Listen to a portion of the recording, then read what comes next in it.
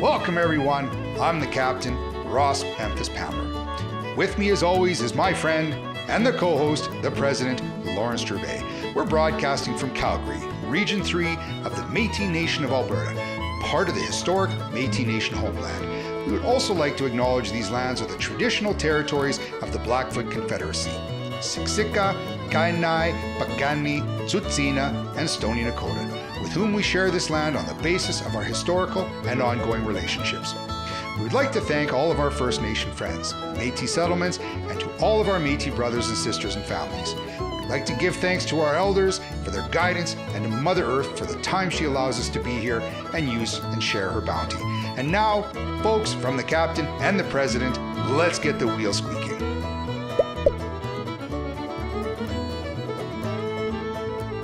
Lawrence, it's so fabulous that we get another chance to connect again this week.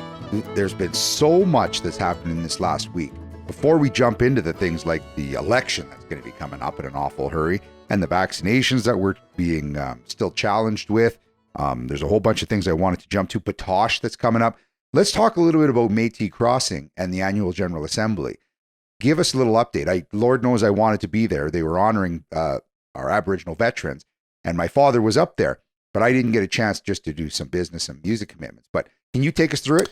Yeah, sure. I mean, it all started on Thursday evening. We all got there, had a meet and greet, and listened in some, fabulous music. And while we all sat there and reminisced about, we haven't seen each other in a couple of years, so certainly there was a lot of. It felt like a real reunion or homecoming. And then we got to the report day, which is always Friday. But not a lot to report this year. They had a Constitution Commission workshop instead, both in the morning and the PM. And then after that, we all had, I think it was a fish fry in the honor of Herb Belcourt. And then we moved into the actual business meeting, which is always the Saturday. And on Saturday, we certainly had, I had to give my treasurer report, the secretary, the vice president, the president, those things. And of course, our resolutions from the floor and any ones that were brought there. So that was all debated. And we ended up with a banquet as well as honoring some veterans, including your dad. We honored a retired Sergeant Major George Pamron, and for Region 3. And your mom was there, so we mentioned Judy and the whole 9 yards. And then there was a dance there, and we actually ventured back that evening. So I was actually home with the kids on Sunday morning, so which was the first. But it was very quick, and we loved it. Lots of vendors, everything was outside. The only thing we couldn't really handle were the wasps, because it definitely is wasp season.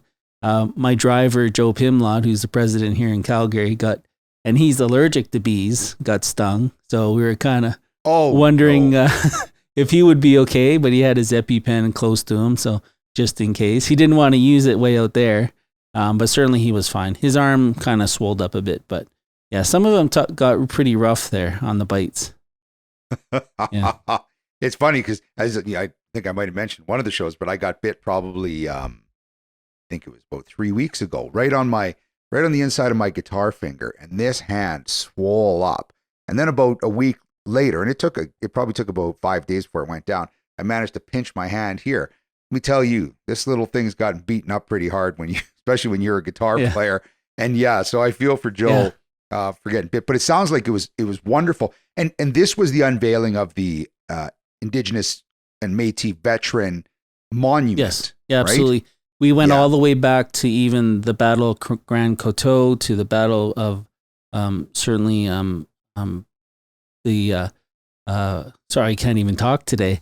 There's a lot of battles over the Frog Plain Resistance, in 1816. So we go all the way back there to how the Métis participated in World War I, to Korea, all the way to Afghanistan, to where we are now. So yeah, it's been an interesting little monument they have there. I think it's great. Well, thank you to all of our serving members and everybody out there who's our first responders. We can't do enough. And thank you to the province of Alberta and the Métis Nation for putting this work together to put that put that monument out. And there was a Constitution conversation. Yes, I even got... And I'm not talking the Canadian Constitution. I mean the Métis Constitution. Yeah, and I even got my freebie shirt here. They gave out free shirts to people who participated. But yeah, I mean, we definitely had a lot of deep discussion about at least seeing well, from the first draft to seeing what we heard document, and then all the steps that are going to be moving forward. So they're going to be having hearings down here in Southern Alberta. I plan to organize at least 2 of them, one in sort of the north part of Southern Alberta, and then head to the south, and try to do something there for the community to come and listen to it and give their input, right? Yeah. Well, and folks, just like when we're going to jump after this into the discussion about the federal election, if you don't come out, folks, and hear what the Constitution is about, and if you don't make the time to vote, don't complain, right? Wait until the next time you get a chance to vote and then complain. But if you're not part of the connection with the community, don't complain. Ask more questions, learn more, participate. And, I'm not the answer to everything. I am still on this journey learning just like everybody else, right? Every chance we get a chance to talk every week, I'm learning something new about our community. I'm learning something new about the history of the Métis, the challenges that our culture has faced, the challenges and the relationship between all the Indigenous communities, and then our new partners who came to Canada as immigration started to occur. So I enjoy it. And our podcast is what we're trying to give back. Yeah, and I say to people, members, be independent. Don't rely on other people for information if it's so important for you. If it is really, really important, and ask the questions to the right individuals, and you'll get the right answer. But relying on members to decipher information for you that may be inaccurate, there's always a huge possibility and a huge degree of that. But if you go right to the source and ask them questions, or at least, go to the website, albertametgov.com, and you can figure it out there. But certainly if you rely on other people for information, well, then it may not be sufficient enough. Especially as a hub, that albertametg.com is fabulous. And now we got a golf tournament coming up too. Yes, we do. And of course, when this airs, it'll be done and gone. But it'll either be on that day or it'll be right afterwards. But so I'll say it was a fabulous event. I loved every aspect of it. There was no hitches, didn't rain, or it was beautiful weather.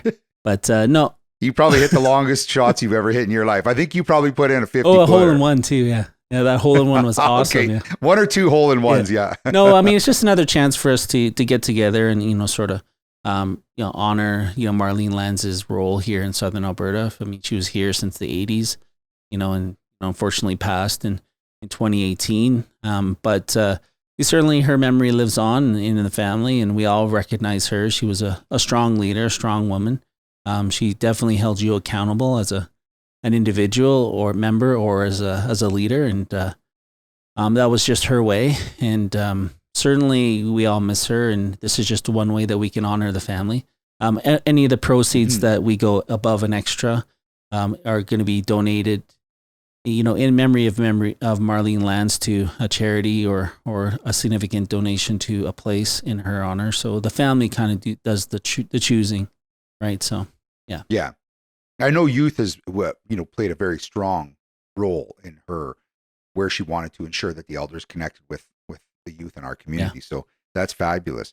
And then we had another loss this week. Yes, Cecil Belrose, who was the president of Region 4, since the 80s, actually. I'm sure knew Marlene quite well. And unfortunately, he passed on. And we wish the Belrose family up in Region 4 all the wishes. And certainly, this trying time, it's been a tough, and he was at the assembly for a brief period, and sure he was feeling sick and didn't pass on through the weekend. So we wish everybody well up there. But your dad knew him quite well too. So our thoughts are with the family, and that is the nature of age. I get the opportunity to be invited to play in Batoche on September 4th, so I'm desperately excited that I get to go up there and share my brand of original country rock for all of the Métis members who are going to be joining. But my connection, every time we lose another musician, whether they're small or large, but some of the bigger names being Don Everly of the Everly Brothers passed away this week, and Charlie Watts, the drummer for the Rolling Stones, passed away. And the little honor we try to do every time I have a show, is somebody passes away to try and pick one of their songs and play it. Right. And we don't always do it perfect, but we do a little bit of an honor, to the memory of those artists who we've lost. But yeah, it's the nature, it's the circle of life. It's sad. And as we get a little older, I guess we just keep getting a little closer to those, the friends of ours who are a fair bit older, and that connection of that generation. But our thoughts go out to everybody. I have a ways to go compared to you. So, well,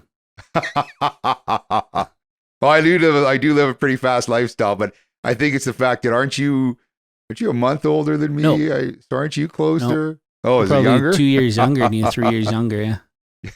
Oh yeah, that's right. That's why your hair is no gray in it. That's right. And let's talk about the big election that's coming up, folks. Again, going back to the same thing when we talk about the Métis Constitution. Whether you are liberal, conservative, or you somehow fall into one of the other groups that don't hold much majority. I mean, the NDP are developing, nationally, but you look at the Green Party or the Bloc, and here we're seeing very, very, very small parties that don't often have complete representation across Canada. But here, folks, listen to what they're sharing as their platforms and vote. If you want to complain about government, vote. If you want to complain about what Lawrence and I say, vote.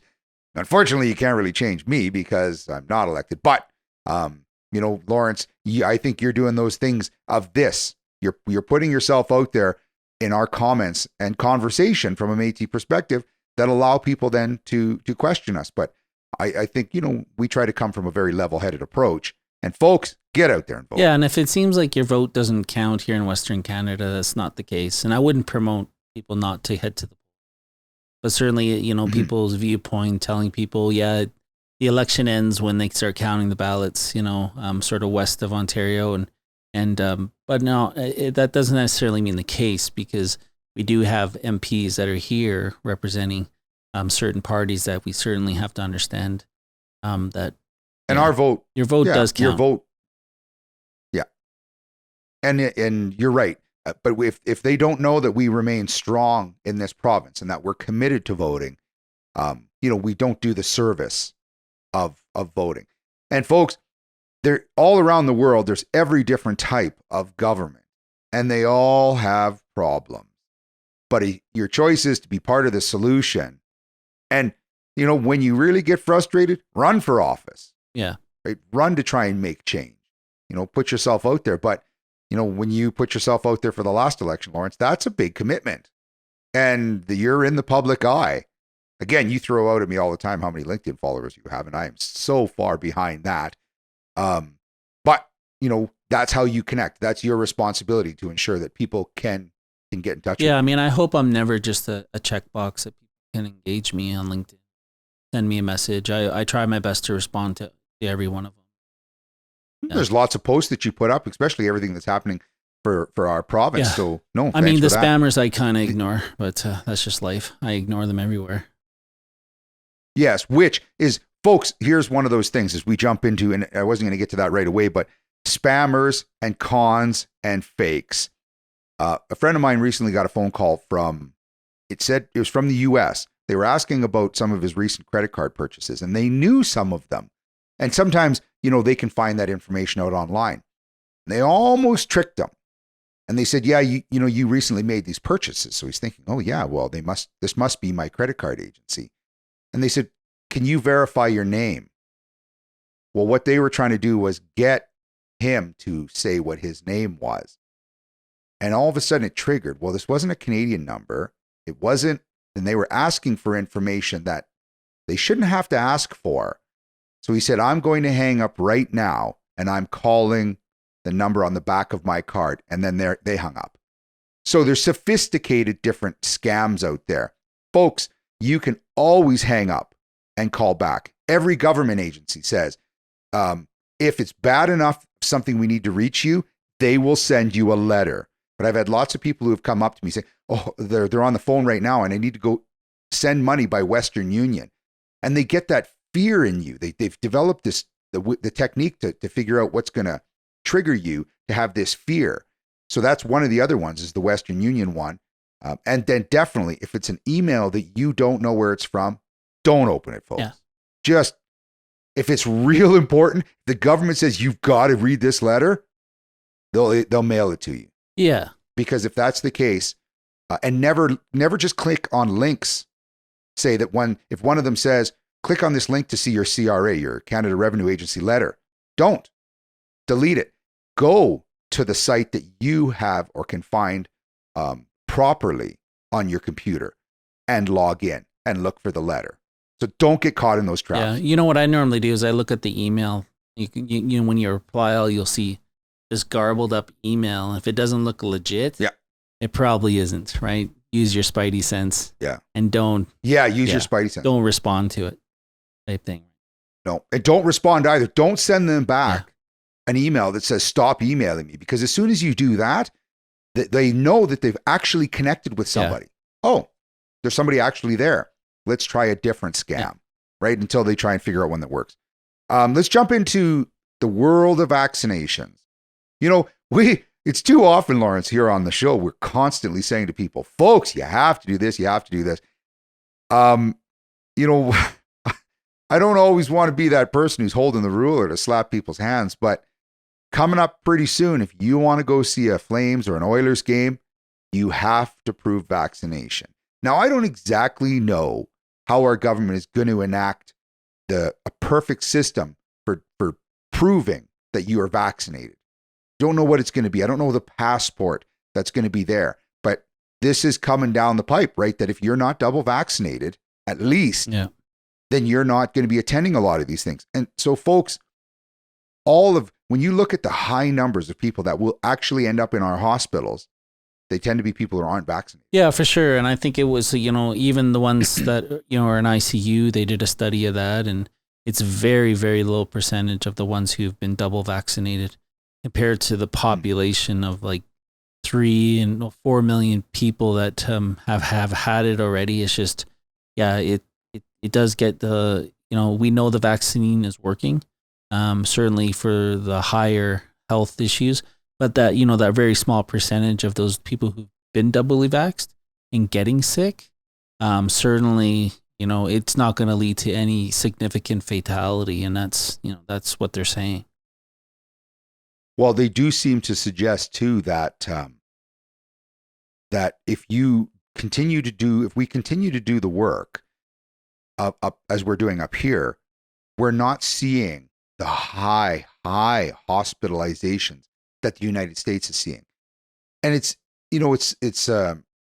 selfish of us, or maybe it's not polite, but to watch what's happening down in the US with such a much larger population, we're seeing the unique challenge. And even New Zealand, who fought and they stayed home and they did everything and they tried to do everything right, but I don't think they ever got their vaccination program started because they had, kept everybody at home, kept everybody at bay. Well, now they're starting to have outbreaks all over. And I can't profess to say I know exactly which variant, which is happening in each of these countries. But, what seems to be the proof is that the more people who are vaccinated, the greater the protection our community. Yeah. And, I went and got my ballet tickets this year, and, for up until April of next year. And I look forward to seeing the David Bowie ballet and Swan Lake here in in October. But I hope that the numbers are low enough that I can have, my daughter who's 5 years old getting used to seeing performances but my seats are reserved way in the back of the theater by the aisle just in case, right? But I don't want any people breathing on me from there. But my seats are right in front of the company seats. Company seats are always in the back aisle, back row, I mean. So we're right in front of them. So at least I know who's sitting behind me too. If there's a chance that you sit accidentally in one of their seats, can you, by that and your history, just be taken up? Could be. Lawrence, this guy called in sick and you're in the company seats. Let's let's send Well, you I know in. all those variations and I know the music. I could step in any time for sure. Folks, all I'm asking is if you, No, anybody out don't there pull Kerrigan's works stuff for the in. ballet, Yeah. please try to create a spot for Lawrence and ensure that I'm at that show. Lawrence, I think that'd be so fabulous.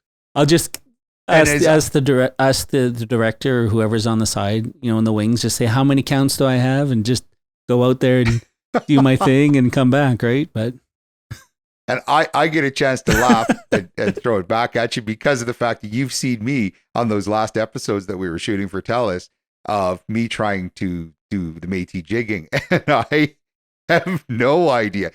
And it's funny, for whatever reason, as the artist that I am, as a musician, I cannot seem to get my feet to work when it comes to Métis jigging. So, every chance I get to see good artists, good dancers, good jigging, I am so impressed, because you think, oh, this person's an artist, just be able to pick it up pretty quickly. Oh, no, no. Those people are very you're a skilled. musician, though. It's all about timing, right? That's all it is. So Yeah. it's just to transfer to your body. Step. Yeah. Oh, I'd love to kind of just keep working at that. One of the other things I want to throw out there is profits at big banks. Here we are coming out of such a crisis of finance by people not being able to manage. Now, I don't know if the government's trying to work towards a universal, financial allowance for all citizens, and this is how they're going to make, more control. But here, everybody's fighting to ensure that they have the, the safest mortgage that they can manage. That's what people should be doing. And we're trying to put money aside. Everybody's trying to ensure that they can cover their costs. And yet the banks are still seeing double-digit profits. They're huge profits. When does it get to the point that, they just are part of a system where they help community, help municipalities, help people, and not just be profit? Yeah. Or should we be looking towards more credit unions and not trying to focus on putting our money into these institutions that at the end of the day, half the time you hear nothing but complaints when you try to connect with them because they're just trying to cost save. And yet they're huge in their turnaround for profit. Yeah, I mean, I don't know if we'll ever stop it. Certainly, if it's not huge profits for regular banks and go to credit union and they put it all in large reserves and trusts, right? So either or. What is the best? Where are you going to get your most competitive rate? I mean, I wouldn't care if it was a credit union or regular bank, to be quite honest. But that's who I am, right? I definitely go to where I get the best rate on anything. And that might have to be something that, we encourage, especially to anybody when they're starting out, when you're getting through the debt that you had going to school, mom and dad's money, or the money that you found. And now you're starting your life. Do your work. Go to more than one financial institution. Say, what can you offer me? Because you're going to be in this for a long time. Whether it's a vehicle commitment, whether it's a house commitment, whether it's just buying furniture and such. A lot of people go take a fair bit of credit out. Find that one that's going to give you the best. Yeah, absolutely. Or marry rich. It's the only way out of this. Yeah. No, I'm just kidding. But No, I like your idea. Now that I think about it, I'm going to make some changes in my life. yeah, take a hard look at yourself in the mirror, right? But no, I mean, it certainly is. It's all about managing money and how you do it. I mean, when I was in my 20s, I had no clue about financial, anything, right? And the debt accumulates very, very quickly, in your young lives. Yeah. But if you're not taught well, I mean, and maybe financial stuff needs to be taught in schools to a certain degree. It should be a dedicated goal of high school ages to understand what financial management means. Well, and I think that, in our youth programs, whether it be health aspects of it, money management should be, a strong priority because, these might not be some of the skill sets that are being taught in schools. But again, it's hard for me, cast many dispersion on these communities, on how we educate our youth. But if we're afraid to have that conversation and say to people, listen, you should really be conscious about how you manage your finances. It's not, throwing a dart at them. It's just saying it's a hard road to navigate for everybody. Yeah. There's every bank out there, but for the most part, usually people start one bank and then they never change. And even if you get angry at that bank because you get so frustrated and you go to another bank, after that, there's pretty much only one or two other brands of banks out there. Once you get frustrated with them, you're right back around to the beginning again. So, try to work with them. But again, ask the questions, do some financial management, because these are difficult times for people. But again, one of the things I always want to encourage in our conversation, Lawrence, is that we tell people when you go to our site or go to albertametis.com, there are lots of opportunities for education for our youth, virtually for any age.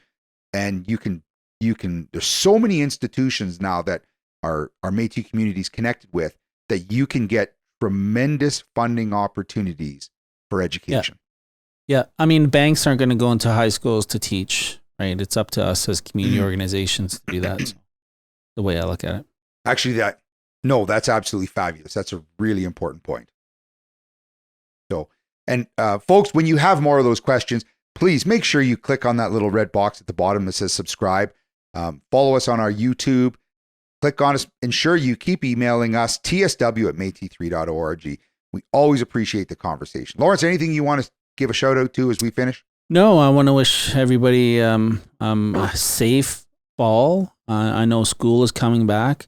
I know there's a lot of anxiety because I'm feeling it too with my kids going into kindergarten. And just, we're all as one community, just hang tight and hopefully nothing happens to the children and with this COVID. And certainly for us, we know whatever they drag back home will possibly be okay. But, it's certainly, I worry about the kids a little bit coming here in this fall.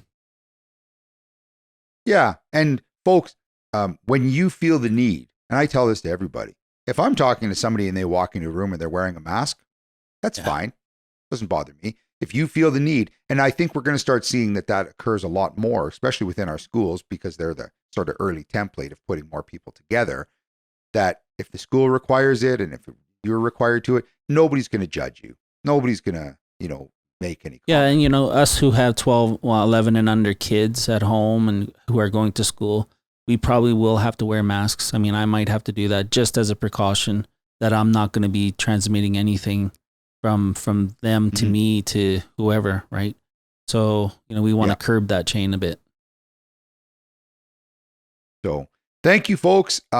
Yes, finished Lawrence. I'm excited about going to Batoche. Folks, when you get a chance, look me up, Memphis and the Grand, Grande. We're on Instagram, Facebook, and whatever. Thank you, Lawrence, for connecting, me with our community. And as a Métis artist, feel pretty celebrated. Yeah. So, folks, thank you again from the Squeaky Wheel. And to close us out, the Squeaky Wheel is produced by the Squeaky Wheel Company, co-hosted by the President, Lawrence Gervais, and the Captain, Ross Memphis Palmer. We encourage you to connect with us at tsw@metis3.org and visit us, metis3.org. Our behind-the-scene group, led by video editor Jason Chernow, and our social media crew say thank you, keep the wheel wheelless.